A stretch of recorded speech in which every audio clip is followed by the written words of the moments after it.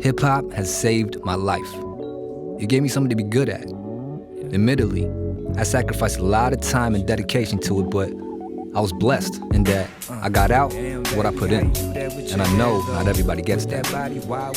I've been able to travel the world and pay my bills because of this hip-hop thing, and I do not take that for granted. I've also met great people along the way that inspire me to do better, and Snacky Chan is one of those people. Now, the fact is, we do not live in a colorless world, and being raised in America, I was very aware of being Asian because I'll be reminded of that shit whether I liked it or not. When I found myself in love with hip-hop, I didn't see too many people to look up to that look like me. Now, that shit wasn't that important really, but that kind of thing low-key makes you think you don't belong or you can't do it. Acts like the Mountain Brothers, Jin, and Snacky Chan blazed that trail for Asians in America to rap on a bigger platform than the lunch table. I personally respect Chan a lot because he gave me my first collaboration verse purely on the strength that he felt in my music. To this day, One of Them Days is one of my favorite joints that I ever did.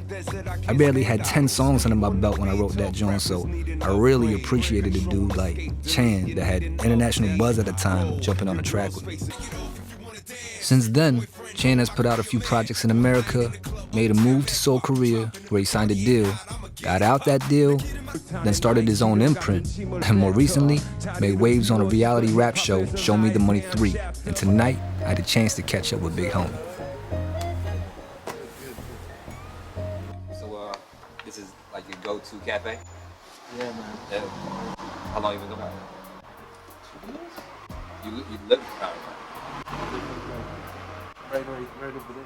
So you come in like do your work? Playing stretch. Where the music stuff? Yeah. How's that been going? It's been good, man. I mean, I don't know if people in the States heard yet, but I was on the show called Show Me the Money. They definitely. Yeah. Like I said, like, you know, people know I know you, and they always run up on me and congratulate me because I hadn't watched myself, but I need to. But they always run up and tell me, you know, good things and how you're prospering, making moves. That's what's up. Yeah. You made that switch over and you did come to Korea, and then you gave like a chance or whatever. What changed your mind, or like what happened in music for you or in culture here? People ask me that a lot, but it's like a lot of things happened, and it was just a variety of things. But basically, you know, I did really try hard in the States, you know, for a long time, and just it got to a point where, you know, I was like, you know, I gotta stop. So I actually was gonna stop rapping completely. So I came out here just to work. Also knew that I could work part-time here and teaching English or something, and make enough to support myself, maybe invest in an album. Whereas in America, like I couldn't really work part-time and make a decent amount of money enough to do that. I would have to work full-time. And if I work full-time, I probably wouldn't. No time for music, because it's a lot of time invested in music for sure. If I had sold drugs, maybe it would have worked. But, you know, I wasn't really doing this. One big incident that happened was when my father was just like, I mean, he always like got angry at me, but it was just like this one time I made a mistake and he was just like, you really gotta get this shit off. And it hit me like, Right. So he was one of those, you know, that's a general consensus among Asian parents. Like they don't want you to fuck with the creative arts. oh, Hell no, you know. They want you to, you know, stick to the law or medicine or whatever it may be. oh yeah. So he wasn't supporting the music. Never support. I mean, mouth-wise, he's never supportive of it. Right. But you know, So you might suspect that the heart is there, but he probably won't say that. yeah, he's weird, man. It's just like one time he'll be like driving home and blasting my song, and then you know the next day he'll just be like, you gotta get this shit up. How long have you been doing this? Yeah. So one of the probably early breaks for you in music out here was probably like the Uptown thing, right? Yeah, I wouldn't call it a break, but I mean, it's probably harder to see from your side because you're so involved in it. And you might think that it's a bad look now, or whatever. You know, people from the outside looking in, that was like something. That was still a move. That was still a step. You know, from the beginning, I knew I was going to make money off of it. So, yeah, I mean, it wasn't for the money, it was more for the experience. Right. Something to at least keep you going. Yeah. And I wasn't like I was a little worried about what people were going to think, but at the same time, I knew this was good for me. I would learn something. That's exactly what happened. I learned. I seen like how Korean music industry works on a major scale. What would you say is like the main difference that you see in how like the Korean industry moves from like what was happening in America? You know, in America, kind of like the gangster image is really appealing to a lot of people. If you sell drugs. Yeah, that's kind of a completely opposite thing. Yeah. A lot of guys out here, like, you know, if you do that, you're out of the business. Of course. Smoke weed, you're out. Right, that changes the whole thing. That's from like the roots. Yeah, that changes everything from like the roots. Yeah. I mean, things are changing now because up until even a few years ago, I think, like, just the managers, the companies had all the power. And it's like, I feel like the indie, just promoting grassroots through websites, whatever, internet is something like that. I think only recently has that. Right. I think that's within like literally within like the last 2 years, 2-3 years maybe, like the grassroots thing and the internet has changed it all because before the labels had to be farms and they just had to pick people when they were real young and then raise them to be the artists that they wanted to be. Yeah. But now with like the internet giving actual artists a platform for, you know, people to actually like who they are, and then the fans have more of a say in who they like. They get to see and shit. Yeah, like the grassroots independent artists have more power and they get to be seen more.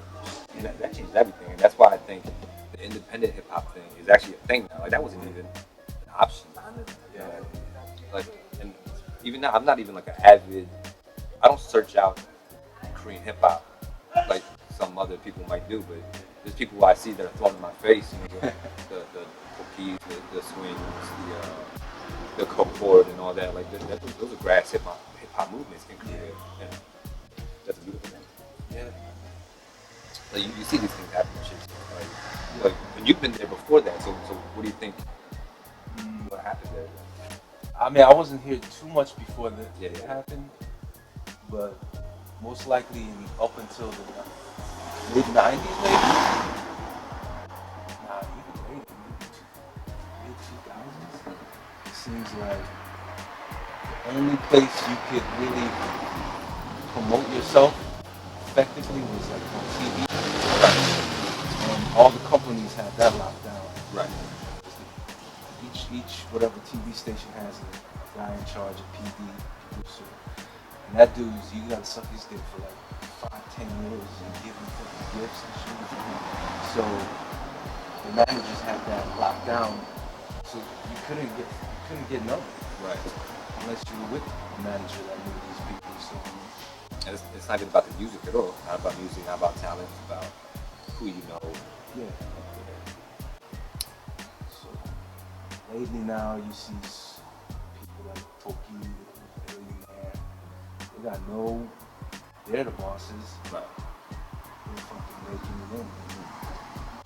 Crazy. That's what's up. Yeah. Because hip hop did not have legs to stand on before, but they created a whole different business model for hip hop as far as hip hop. Even like an independent scene, that's weird to me that exists in Korea. Yeah, Billionaire might be one of the first, if not the first. I mean, highlight Billionaire. I guess Just Music. Yeah. That's a very that's just so hip hop. You know what I mean? Like that's literally starting from nothing, and depending on the community, depending on, you know, for the love type shit, on the strength of, on actual love and support. Because the Korean music industry, as strong and powerful and influential as it is, they really just bank on like the heads of those labels and the head of that creative office or whatever being able to create something, and because that's so not organic. Yeah. You know, they try to make these artists who they think people would like and all that. But I think there is like a, kind of a changing of the guard, a paradigm shift into more organic type shit. That's what's up. Next time on In Seoul. Man, coming like straight out of Philly to work into like a Korean corporate setting, it was, man, I thought like in-tying in high school was enough. Dude, I got like culture shock like really kicked in once I started working.